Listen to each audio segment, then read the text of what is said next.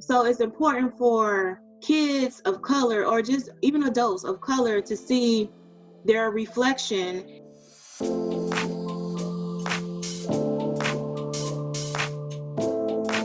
Today we have with us Miss Anike Sakariyawo. For some of you that are not familiar with her story, Anike was featured in our last season of Colorful Illusions. She's the founder of S.E.E.K Foundation, which is a nonprofit organization that empowers children with after-school STEM services. So I wanted to ask first and foremost, what has S.E.E.K Foundation been up to during this whole COVID-19? Because of course you aren't able to meet with the kids after school anymore. Right. And I miss them so much. Like they bring me so much joy. The parents too, but I just love working with kids.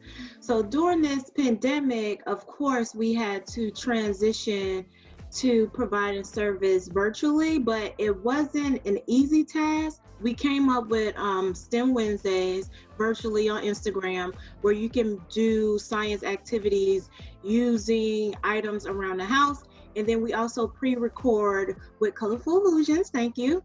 We pre-record activities so that you can find them on YouTube if you missed it and you want to do something with your child around the house. So for someone that is tuning in on these IG and Facebook lives, what can they expect? What different experiments have you done so far? And is it user-friendly, easy to follow along? Yes, so the goal is to always make it easy and user-friendly because you don't want to try to teach someone something complicated on Instagram and Facebook Live and they can't really talk to you, they have to type. So we try to use, again, like things around the house. And some of the activities that we have done, we did the buoyancy challenge where they were able to learn about buoyant force. In addition to, we made things with toilet paper tube. They made a rolling bug, and we'll continue to add on to that this week. They'll be making a party popper. So it's just a lot of things that they're making online. In addition, we went over displacement. We went over density using candy. So there's things that we try to use that kids may find fun, or even the parents if they want to join in on Instagram with whatever they can find around the house. See, and that sounds like so much fun. Like even me as a 26-year-old, I would love to do these experiments. And I wanted to get into that because I've kind of had a little bit of experience with the virtual schooling with my 8-year-old nephew. And so I've gone over some of his classwork. And when I go into the science subject, it's not hands-on, it's just they're reading out of a book. They have a quiz at the end of the week and they move on to the next subject. So why is it so important, especially for what you're providing, to provide those hands-on activities where they learn about different topics in science? For number one, they're not being able to like reach and contact their teacher directly.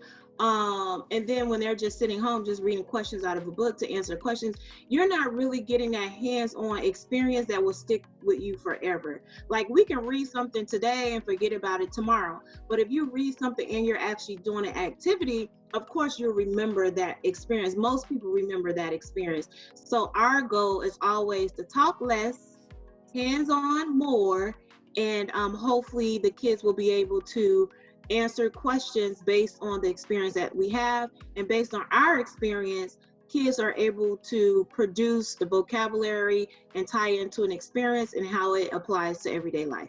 So hands-on all the way. I like that. Talk less, hands-on more. I feel like that could be applied in many aspects of life. Yeah, talk less, hands-on more. Put that down. Not this way. I like it. I like it. And so what has the reception been so far with your students that have been able to participate in these lives? So we've been getting like their prototypes or whatever it is that they build, messages. And one of my favorite, oh my God, he is my darling. He is 6 years old now. His name is Avery.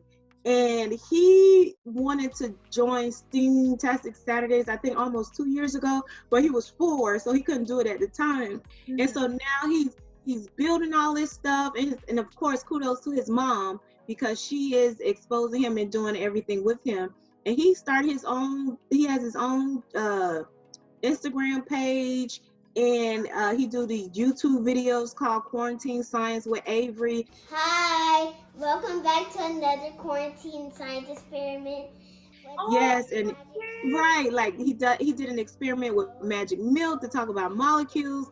He follow up with the homework assignments with what we do on Wednesday to, like, find other objects around the house that will sink or float, and made a video of it. So these are like some of the experiences we want to create and enhance with kids, because his mom, sent me a message saying thanks for, exposing him to science and getting him interested in that. So it takes a community to start this with kids at a young age, and even when they get older, to expose them to, something they can do at high school, whether it's robotics, coding, cosmetic line, just get them involved in it, because it's very important, especially for minorities. That is so beautiful. I love that he started his own channel. That's amazing. Yes. And so for those that may miss a Wednesday or Saturday, those videos are then available to them on your YouTube channel, correct?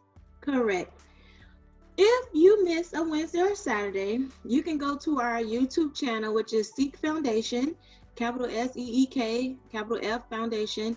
You can go to our YouTube channel and you'll be able to find those different videos. It'll have a picture there. It may say part 1, making lip balm, making toner. We may have some special guests on there. You just never know. And do these activities with the family, with your kids. If you want some quiet time, say, hey, go to S.E.E.K Foundation. There's some activities you can choose from to do at home. So make sure you go ahead and check out some of those activities when you have time. Awesome. And then now I wanted to get into S.E.E.K Science Club, which is a part of your delivery service, that if these experiments do require additional materials, that the parents are able to come and meet you at a location and pick it up. Tell us about S.E.E.K Science Club and how people can join as well. All right, I'll be happy to tell you about that. So this is our new initiative. So it's, we're testing it out. It is a virtual club where you can pay a fee every month. You'll have unlimited access to activities, and some of them will have step-by-step instruction on our YouTube channel. In addition to that, there's activities where you can order from us, whether it's one activity, if you want 3 activities in a kit, it will come to you based on your preference.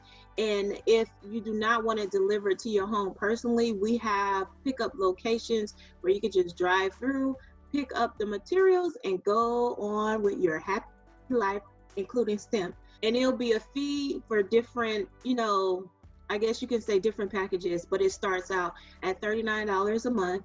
And that's what we'll be doing. It'll be found on our website at www.seekedu.org starting June 1st. Love it. I love it. And I love that you've been able to successfully implement your business virtually during the quarantine social distancing era as well. Now, is this something that you would like to continue once, these lockdowns get lifted, or how will S.E.E.K Science Club look once the virtual phase has ended, if so? Absolutely, we will continue this, because you still have some kids that are being homeschooled. You have some parents that may be home working and they need something for their kids to do, and they may want to do science activities around the house. So this will still go on. So we will continue to offer this because it is open to the world once it is on the internet. So I want to try and pick your brain now. How do you find these different activities, from lip balm to toner to party poppers with a toilet tube? How do you get these ideas? So sometimes, like I said, my mind is always like just moving like a train. If I can't sleep, I'm up laying in a bed. Let me go to YouTube to see what I can make that kids may like, because I feel like I'm a kid myself. Like, I'm just a kid with bills and greater responsibilities than a child would have. So I like to do like fun little activities that will challenge me, but also I can gain information from it. So I kind of look at 2 to 3 different videos, and I'll pick and choose and build it to see what works best and what would be easier for kids to understand, and if they have questions. And I just kind of write what it is that I research and save the videos and pick and choose and put it together and offer it to teach it to kids. And I'm always looking at, as a teacher, not every kid wants to do the same thing. Not everybody wants to code. Not everyone wants to dissect. Not everyone wants to fly drones. You have kids that may just like, you know what? I want to do cosmetic.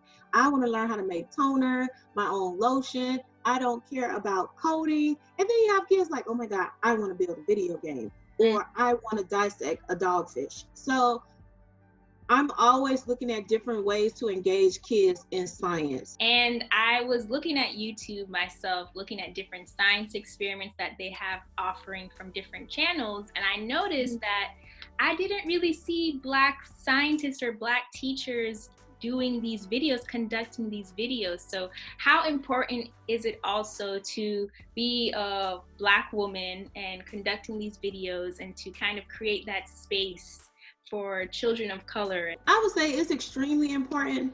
If we look at the data, like in 2018, over 2 million jobs in STEM went unfulfilled. When it comes to people of color graduating with degrees in STEM, it's like 2% for women, 4% for minorities, would probably be men.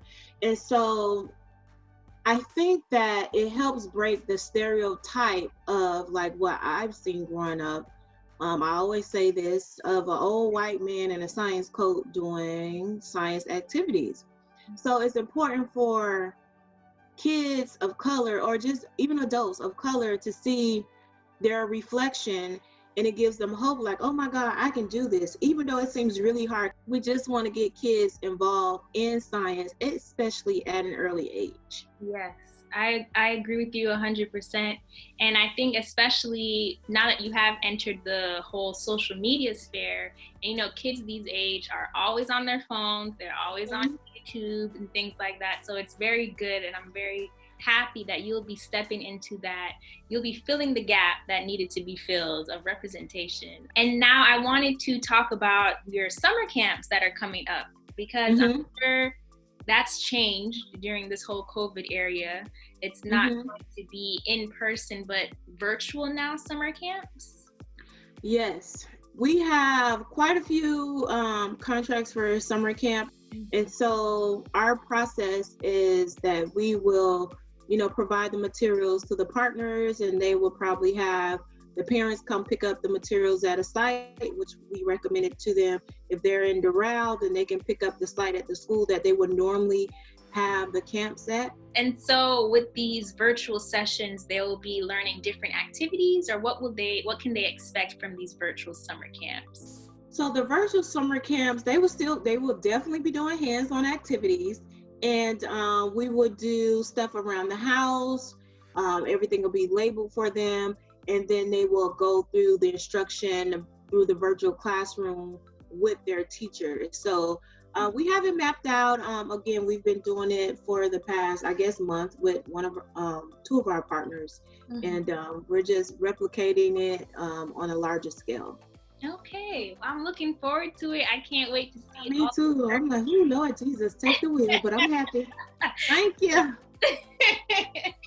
And speaking of the fall, do you have any inkling to what that might look like? Do you know when you would ever resume in-person STEAMtastic Saturdays? I have no idea, because we partner with different organizations and or companies. Like, we have the kids come to Florida International, no, not Florida, Florida Memorial University. They come on Saturdays on the college campus, and we have to check back with them to see if they want to resume for that. And then with the social distancing, how that's going to play out, if we can only have 10 kids versus having 30 to 50. So we just have to all find out what's going to happen. And for those who can't make it, we can do it live and make sure they have their materials at the same time. So we're in the, you know it, you don't know the information. We're in the same boat, just trying to figure it all out. Okay. And last but not least, what are some tips that you can give some parents at home? Because, we've all been doing the homeschooling thing. What are some tips that you can give parents to keep their child active as well as engaged in different fun activities? I would say some of the tips, one of them, I think that you need to, as a parent, like sit and surf the web with your child, even though I know you, some of you do, some of you don't, and find like a station, whether it's on YouTube, whether it's on Instagram, find one of those, um, platforms that your child is really interested in. And once you find that, then you can say, hey, on Wednesdays, we're going to do family night, but you're responsible for finding the activities, planning this whole night out. Give them a responsibility of doing something instead of, hey, go do this or do that. No, it's something that they're going to do, that they have to research, put it together, get the materials around the house for everyone, and then y'all come together and do it on a Wednesday. So that will keep them busy for a while, but you just have to plan that out and then gradually release them to do it on their own and present it to the family. That will give you time to yourself, and that will also give them time to explore and learn something new in whatever topic that it may be. So it's just all about planning and giving them that gradual release to, hey, you like this? Plan something for the family. Find the materials, tell us what we need to do. You need to write the whole script out for us, and we're going to all do what you like. And if you have multiple children, give them each a day. Like you give them a day to wash dishes. Well, this day, you are going to, it's your turn to find something for the family to do on Wednesday. And then you can say Wednesday and Friday. Wednesday can be STEM Wednesday. Friday can be cooking with the family. So it's just all about planning and then gradually releasing them to do it on their own. See, and then they can post it on TikTok. They can make it fun, because they're all creative with all the new, gadgets, things like that. So yeah, I love it. I'm gonna start implementing that with my nephew. So everyone, make sure subscribe to Miss Anike S.E.E.K Foundation YouTube channel. Thank you for joining us today, Miss Anike, and I'm so happy to see how you've been able to implement your business successfully virtually online, and I'm looking forward to all that S.E.E.K has to offer in the future.